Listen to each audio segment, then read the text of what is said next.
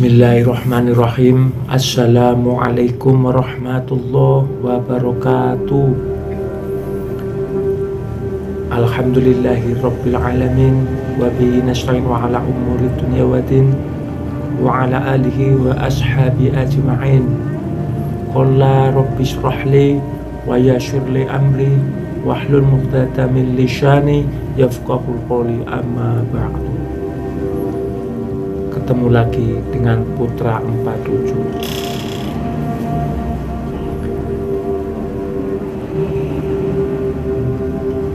Sedikit membahas tentang zikir napas. Hu Allah, amalan paling ampuh. Amalan zikir Hu Allah merupakan napas seseorang yang keluar masuk, yang dengan nama Muhammad, kemudian yang dinamakan Muhammad itu adalah pujian.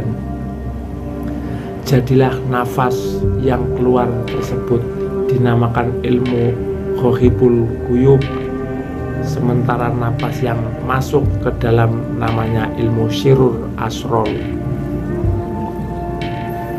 Dari nafas itu lahirlah ibadahnya Muhammad, sedangkan dari jasad manusia disebut ibadahnya Adam. Oleh sebab itu, kesimpulannya ibadah Muhammad adalah sholatul daim, yakni sholat yang terus menerus tiada putus. Hal tersebut yang diamalkan zikirhu Allah merupakan metode khusus para waliullah. Jadi yang mengamalkan zikir napas harus benar-benar memahami, yakni sampai kepada arosatul majid, yaitu ilmunya Ghaibul Ghuyub, karena itu adalah salah satu ibadahnya Muhammad. Harus diingat, ilmu napas harus disertai dengan praktek langsung, tidak hanya teori belaka. Nafas yang keluar dari hidung dinamakan Jibril, ucapannya adalah Allah. Sedangkan untuk nafas yang masuk melalui hidung kanan dinamakan Israel, ucapannya adalah Hu.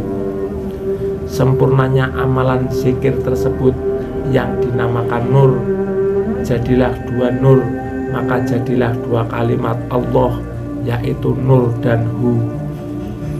Orang yang melakoni zikir ini harus paham bahwa amalan ini harus sampai kepada derajat yang dinamakan Nurul Hadi.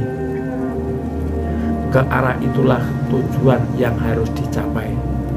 Selain itu, nafas yang naik di dalam tubuh ke ubun-ubun dinamakan Ahmad, lalu turun ke jantung dinamakan Israel, dan ucapannya adalah Allah Subhanahu wa ta'ala. Untuk nafas yang di jantung naik lagi ke ubun-ubun dinamakan Jibril, dan ucapannya adalah Hu. Oleh sebab itu disebut suhudul kasroh fil wahdah dan suhudul wahdah fil kasroh. Artinya, pandang yang satu kepada yang banyak dan pandang yang banyak kepada yang satu. Inilah pintu ma'rifatullah akan mulai terbuka. Sementara itu, hati nurani atau kalbu adalah nur yang dipancarkan dari bagian bawah jantung, yaitu bagian Muhammad, ke arah bagian atas jantung.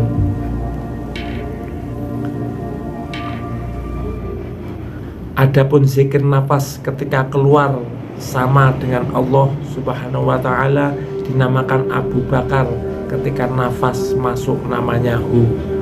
Selain itu, yang dinamakan Umar letaknya nafas adalah di mulut. Adapun untuk zikir nafas ketika keluar sebutannya Allah, dan saat masuk sebutannya Hu.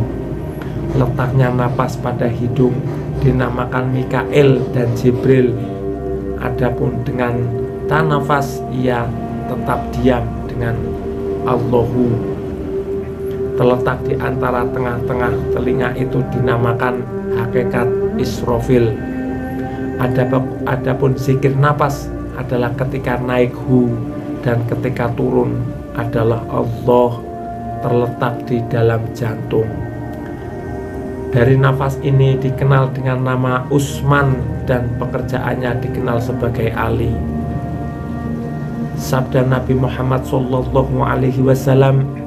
barang siapa yang keluar nafas tanpa dia berzikir kepada Allah Subhanahu wa Ta'ala, maka sia-sia. Perlu diketahui, berawalnya nafas ada dua langkah.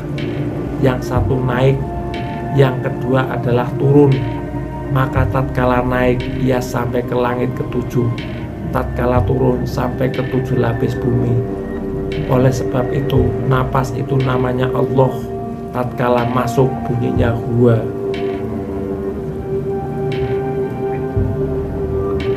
Sementara saat berhenti, seketika antara keluar dan masuknya tan nafas pujian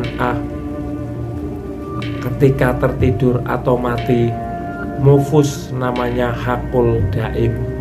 Oleh sebab itu untuk pelaku makrifat itu tetaplah melihat ke dalam hati dan jadikanlah hidup itu di dalam dua negeri, yakni dunia dan akhirat. Sedikit rangkuman tentang zikir napas hu Allah. Karena itulah salah satu kunci jalan untuk dapat ma'rifatullah. Mudah-mudahan bermanfaat. Wassalamualaikum warahmatullahi wabarakatuh.